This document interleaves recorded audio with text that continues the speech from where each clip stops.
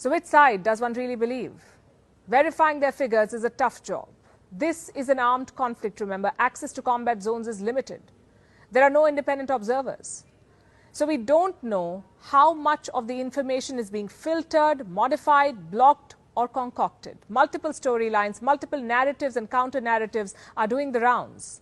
The first one is that the Ukrainians are successfully defending their land. How then did Russian troops reach the outskirts of Kiev in just 2 days? The second narrative is that Russian troops are making slow progress. How can they gauge the pace of Russia's progress with no access to Russia's battle plans?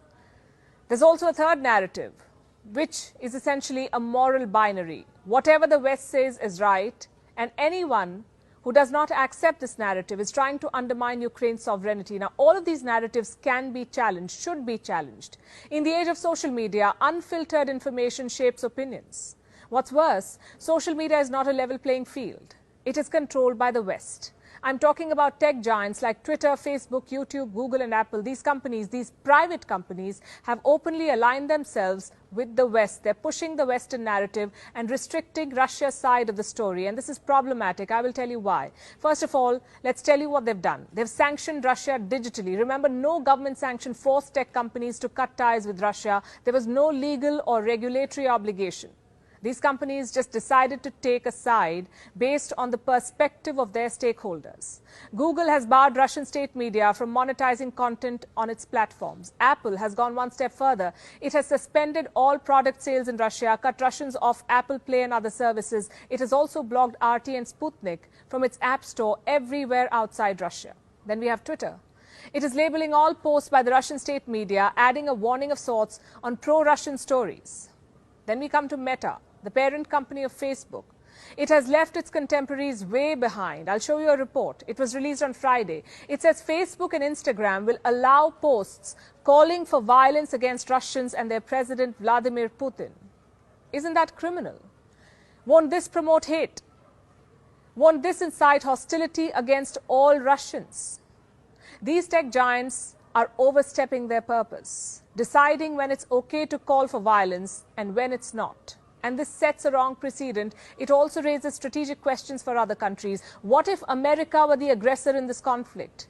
What if the US had invaded another country, which they have in the past? Would these tech giants have done the same? Look at this map now. It shows all the countries that the United States has either invaded or been militarily involved in. Do you know how many there are? The US has invaded or fought in at least 84 of the 193 countries recognized by the United Nations.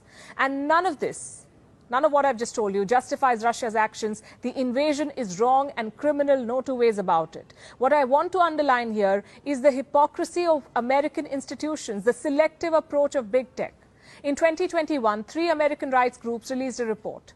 It said that instead of staying neutral, big tech made huge profits from America's war on terror, especially Facebook, Google, Microsoft, and Amazon. They were awarded $44.5 billion in contracts, $44.5 billion, from the Pentagon and the US Department of Homeland Security. What were these contracts about?